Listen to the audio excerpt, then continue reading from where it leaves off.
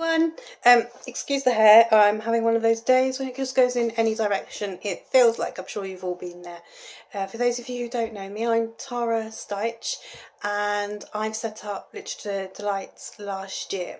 So I just wanted to do this video to let you know a little bit about my story and a bit more about what it is I actually do, because the same sorts of questions come up time and time again, so I thought, why not do a video and let you know. So this week I turned 40. Woohoo! Most people are terrified of the idea of turning 40, but for me, I always thought, right, look, 40s, that's where it starts. In my 20s, things went a little wrong. I had my children, which was brilliant, but a lot of things went wrong. In my 30s, it was about working hard to try and sort it out, or so I thought. And then 40s, that's where it's at. That's when life begins. So I was actually really, really excited when I turned 40 the other day. So anybody who's friends on me on Facebook or anything, they'll know about that. But if I go back a bit, I got married at the age of 23. Had my first child at 24, my second child at 27. I didn't really have any ambitions at the time, and didn't really pursue a career in particular or anything. I'd originally gone into nursing, injured my back, and just kind of ended up in office work and was bumbling along and had my children. The marriage was a disaster, to say the least. Realised quite early on that my husband's drinking was out of control. But I kept thinking, oh, we can sort this out, we can change it, you don't just give up on a marriage, we can do something about it, we can improve things.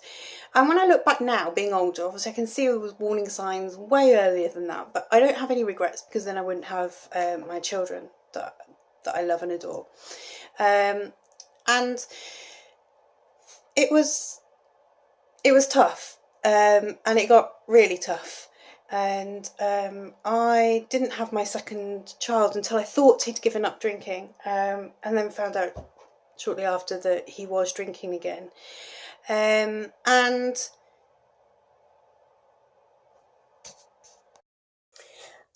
the pregnancy with my second child was pretty appalling. I am not good at being pregnant. It suits some women, it didn't suit me, and I was on crutches. I was in a lot of pain. I'm really, really struggling, and I needed help and support, and it just wasn't there. In fact, all I got was pressure, and if I said anything about anything hurting, then, he'd start having a go at me, etc. And slowly the problems got worse, but there I was with 2 children. I wasn't earning a lot of money myself. In fact, I'd had to go back to work after my first job because somebody wouldn't stop drinking and was spending so much money. And eventually the money spending just got completely out of control. We moved to a cheaper area to pay off some debts, and each time there was all the promises of, yes, I'll give up drinking, yes, I'll give up drinking, and it never really happened. And then he had a back injury and wasn't working. The drinking spiraled even more. We had even less money. And you just get caught up in a game. It becomes a bit like a game. So they will deny that they're drinking, and you get caught up in this circle of, well, I don't want to be saying they're doing something they're really not. I'll catch them at it. I know they're doing it. I know, but I'll have to prove it to them to be right.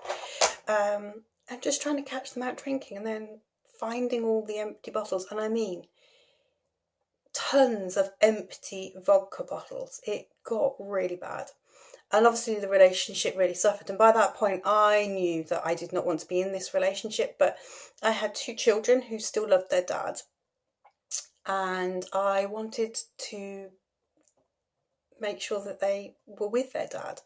I wanted to try and make it work. I tried to support him in all kinds of things, and over the whole time of that, he emotionally bullied me. He put me down constantly. I was rubbish. Everything was my fault. I never did anything well enough. Blah, blah, blah. It was my fault he drank. I'm sure you've heard all of this before. And it did start to become violent. He was violent towards me. And, people talk about the fight or flight or freeze syndrome. And I would fight back. So not necessarily physically fighting, but I stood up to myself, and in some ways that made it worse. So then what I would start doing was trying to ignore it. Just, I didn't want the kids to be hearing arguments every night, so I would try to ignore everything that he was doing, and he was constantly trying to provoke me, and I mean constantly. And I'd ignore him and I'll think he'll fall asleep, and would be just like, yes. When he'd fallen asleep, I can get some peace, and I'd go to bed, and then a few hours later he'd be up and he'd be tossing and turning in the bed on purpose, trying to wake me up and disturb me, and it was horrid. And so many people say, oh, I don't understand why a woman stays with a man when things become violent. And I'm telling you now, there are lots of reasons. Sometimes you're just not in a position to feel as though you can cope on your own. But one of the biggest reasons is that the situation will get worse when you end that relationship. And you have to be strong enough in yourself that you feel as though you can cope with that. And I was doing a lot of work on myself. So I was studying for a degree at home with the Open University. And actually that was brilliant because that gave me an escape from him. But again, he was constantly trying to sabotage it, trying to stop me doing it, trying to make me feel guilty all the time that I wasn't spending time with him or the children or whatever, because I was doing something for myself. So terrible, isn't it? But I was doing really well in my degree, really, really well. And I wanted to become a teacher, so I'd started kind of pursuing that line. So I was working as a teaching assistant as well as looking after my kids. And I lost a lot of weight, looked good, felt good, became a lot more confident. My parents, bless them, paid for me to have driving lessons, so that gave me more independence and wasn't reliant on him taking me places. Just little things like that, just really make a difference. And I remember that I wanted to go out at end of year sort of work do, and I never went out. And this was the one time I was going to go out and I was going to do something. I didn't drink for years because I had to be responsible for the children, and I knew he couldn't stay sober. Couldn't stay sober even to be able to take me to hospital when I was in labour. That's how bad the situation was. And I went out for this night and had a fantastic time, and then found that he had yet again taken money. So there wasn't money for the rent and there wasn't money for food. And by this point, it was beginning to affect the kids. They were growing up with some really strange ideas about, well, the woman does everything. She works, she does everything in the house, the man does nothing. And things like that. And I just thought, enough's enough. And I took my wedding ring off, which I'd done a few times before, but I then put it back on the following morning. And I kept it off. And it took me 2 or 3 days to tell him, and during that time I didn't speak to him, and he still didn't realise there was something up. And when I told him, he obviously was very upset and went out drinking and got very, very drunk. He'd called an old best friend of his who came and got him, and apparently he was trying to climb out of the window of the car whilst they were going along on the motorway and all sorts. And his friend had got 2 young children, and he contacted me and said, I'm going to have to bring him back. We can't have him in the house in the state he's in around our children. Perfectly understandable. And he said to me, he's never been violent, has he? And I just looked at him, and I don't think he realised he was really putting me in a very dangerous situation. And so that night he went for me, and unfortunately, it woke one of the children up, and they witnessed some of that, and I had to call the police. And he'd gone into the bedroom of the other child, so the police had to go into that room to get him from there. So my older child had the police coming into his bedroom in the middle of the night. And it continued to spiral. And he stalked me. People would see him sat outside on a wall down just a few houses down, watching the house. He went through the car and found the box of the mobile phone that I got. So I had a different number and got the number off it. Then started calling me and saying, I hope you're enjoying doing such and such, because he'd been spying on me and wanted to let me know. I mean, you name it, he did it. And courts had to be involved, the police had to be involved and give him warnings, etc. And it was horrendous. And I felt threatened and in danger so much more than I had been when I was in that relationship. So that's why women don't always go ahead and leave. So don't ever judge a woman who's still in that relationship, because she's quite probably going to put her life at risk by leaving.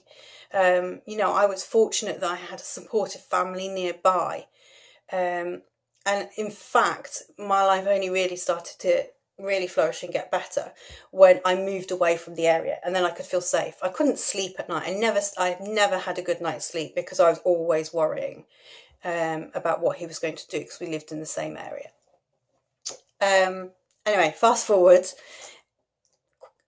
I got a first class honours degree, and I was so proud of myself. My children were able to come along to my graduation, which was just inspiring for them compared to the life that they'd had up until then. That was, you know, inspiring for them, and I'm so happy that I was able to give them that. I'd met somebody else who was really, really supportive, really understanding, let me be me, didn't kind of harass me. You know, suddenly I could pop to the shop and not have 10 phone calls before I'd even got there. I still find it strange now, all these years later, that if I'm out, I haven't had a load of phone calls.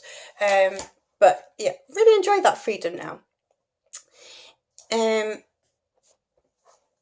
And I did my teacher training, I qualified and began work as a teacher.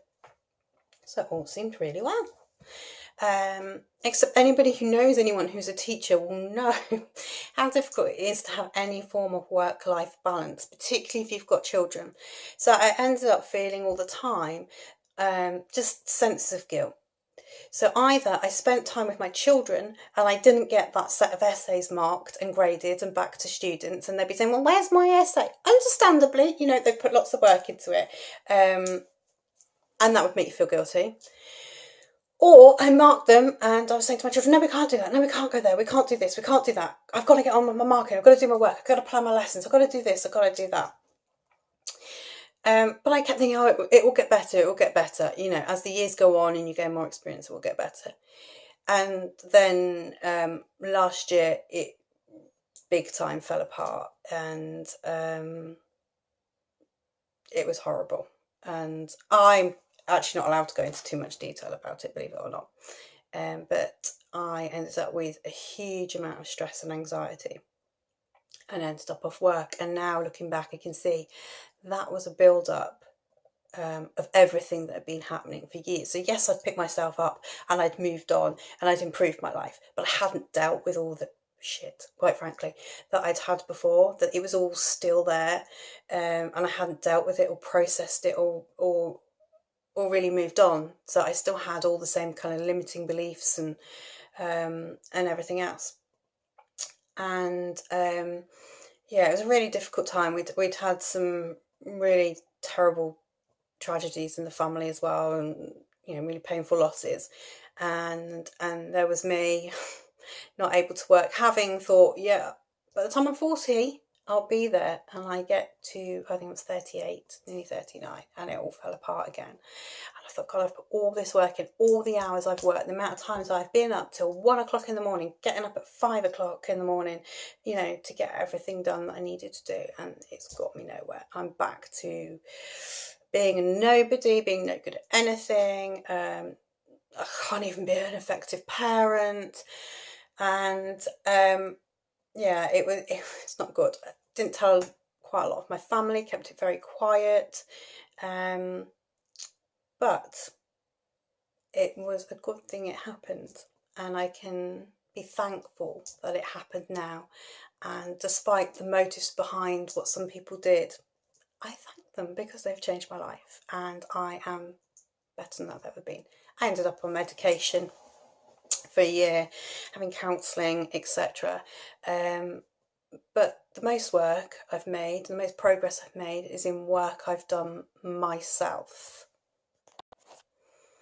So come this September last year, I thought, maybe I could set up my own business. And I literally just started mind mapping all these different ideas of things that I could do with literature, because that was my passion. That was what I did my degree in, and that, you know, was what I really, really loved. And to be honest, it has saved me so many times. It saved me during that marriage, and it saved me again with my anxiety and stress. It allowed me to heal, but I'll come to that in a minute. And very innocent. Anybody who set up a business will relate to this. I just decided I don't need a really tight target market. I don't need to have a niche. I want to help everyone. Everyone needs to learn to love literature and reading. Not enough people read anymore. I want to help everyone, you know, whether it's children, elderly, women of any age, teenagers, etc. And I had all these ideas I was going to do. And I ended up starting off with children and doing classes with them. And then I realised that messy play was kind of where it was at, and really, really popular. So I ended up doing messy play classes themed around books. And I'm lugging around all this equipment in and out of the car and doing all this cleaning. And I thought, is this what I want to be doing in a few years' time? And there were other things I was trying to set up in my business, like book clubs for women, and helping them with their well-being, and courses and things for them. And I just had zero time to dedicate to that because I'm too busy running around with my equipment. I also do a little bit of a dog walking job as well, so I was having to fit that in, and obviously have the children. And but you don't want to stop. You think, well, hang on, I can't just stop and give up and admit I failed. And then a few things happened. I started really using literature properly to think about me, and what was going on with me, and why things always seem to go wrong for me. And I got in touch with a few women who had different kind of mindset, and I did a lot of mindset work and mindfulness, and really using the books to think, well, why is that person afraid to do that? Or why is that person not very confident? What is it that they fear, etc.? And then I could start reflecting on myself, and it was like, oh my God, it's no wonder all this time I haven't had the success that I wanted. And I really began to see the true me. And I came across people who were talking about being authentic to yourself in your business. And it was just like an absolute light bulb to me. And I thought, well, who am I? I think a lot of women relate to that. You know, you're so busy looking after your children and your partner, you're doing your work, friends, family, parents, etc. And you totally forget about yourself. And this is what I did for years. I did not do any self-care on myself at all. Is it any wonder I fell apart? And I had no idea really what it was that made me tick, that I really loved. It was me emulating other people all the time. And I suddenly realised, well, I know what I'm really passionate about. As a feminist, I really think that women still get a bit of a raw deal, and I want to help women. It's very hard to navigate your way around a man's world. If anyone goes to any networking meetings, sort of business networking, I find it so intimidating with men. And then when I go into an environment where there are mums, for example, and other women, it's so supportive and completely different. And I thought, it's women I want to work with. And it's women who lose confidence like I did. It's women who lose a sense of identity like I did. And it's literature that I love, as well as prancing around, dancing and listening to music, but mostly books. And I thought, well, I can do this. I can teach other women what I've learnt myself in my own life, and I'm continuing to learn all the time, because it's a continual progress. You know, it's you're always learning. And it took some courage, but I took a step back and thought, I'm going to stop the classes, the children's classes. This isn't what I wanted to do.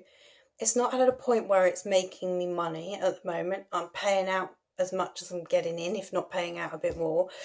And I stopped them, and I took time aside to really think about what I wanted to do, and to think about me and what I really wanted. And I've learned to slow down. not to be thinking about 101 ideas. I still get lots of ideas, and what I tend to do now is write them down and think, well, that's something for the future. I could do that in 3 months, 6 months. That's next year, rather than thinking, oh, I want to do all this now.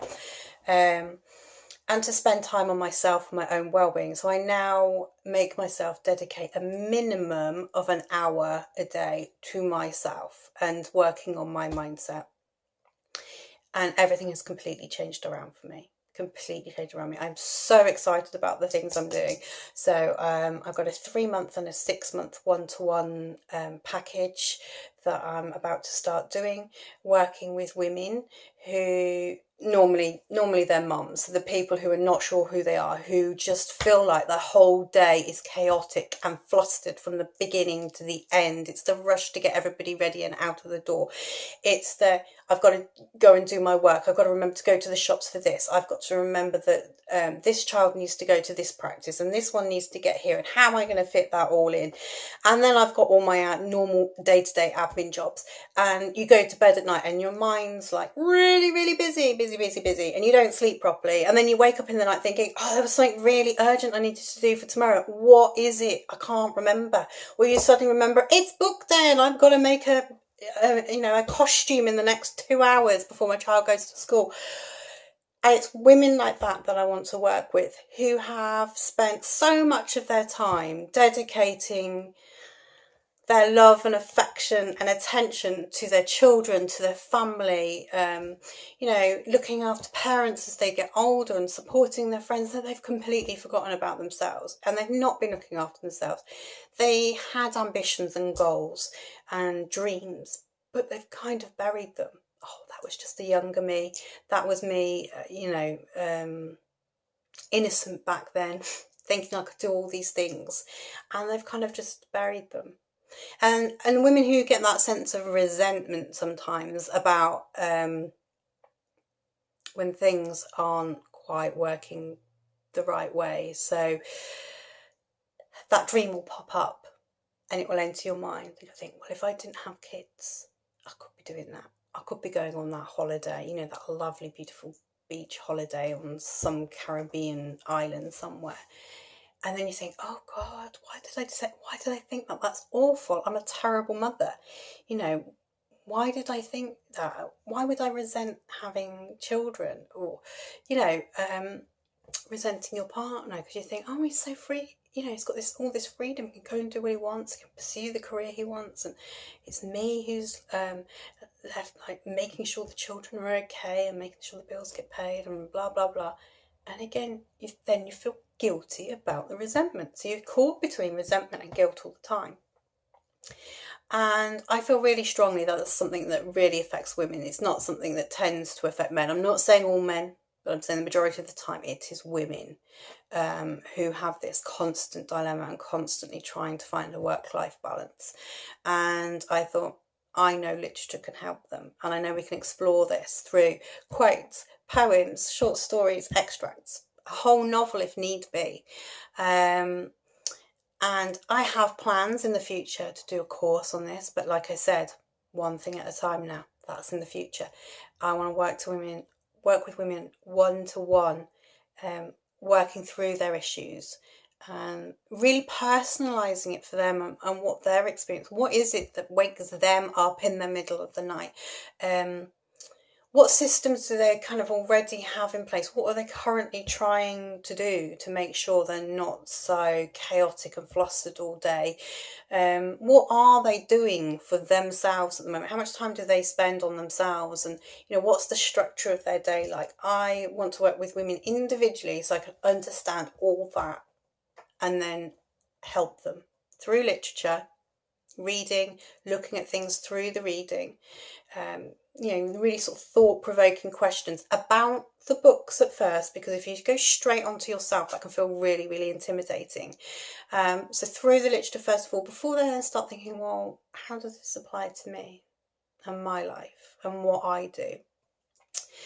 And then from there, the idea is that the phone call that we would then have, the meeting we would have, we'd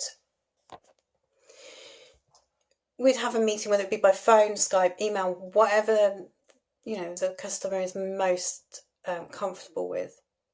And we would start talking about practical steps, ways to move forward, mindfulness that they can do to help with that issue, practical things that they can do to help manage their time better. You know, at one time I was managing an alcoholic husband, 2 children, doing a degree and a job.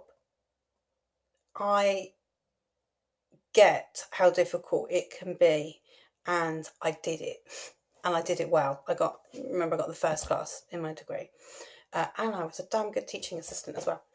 And I look back, I did a great job for my kids. I might feel a lot of guilt that I didn't leave earlier, but I did what was right for my kids at that time. And one of them is on the autistic spectrum, and I've done a pretty good job with him and helping him with the issues that he has as well. So that's basically my story, and that's basically what I'm working on now, and what I want to help women with. Now, the reason I've shared my story is not for any, I don't want any sympathy, I don't need any sympathy. I'm kind of so over all that now, and my life's in a completely different place. But I wanted people to kind of understand where I've come from, and that you can do it, you can do well, you can make your life different, and that all of that shaped me. I understand now why all that happened to me, because of the kind of types of thoughts and feelings and that I had, things that I thought about myself, for example, like I'm not good enough. I see why all that happened, and I don't have any regrets, because I would not be doing what I'm doing now, which I really feel like is what I'm supposed to have been doing all this time, if all of that hadn't happened. It's through everything that's happened is taking me to that point. And it's never too late to change your life around. So anyway, that's me. I'm now 40, and I am so ready to live life, and I am really ready to help other women do the same. See you soon.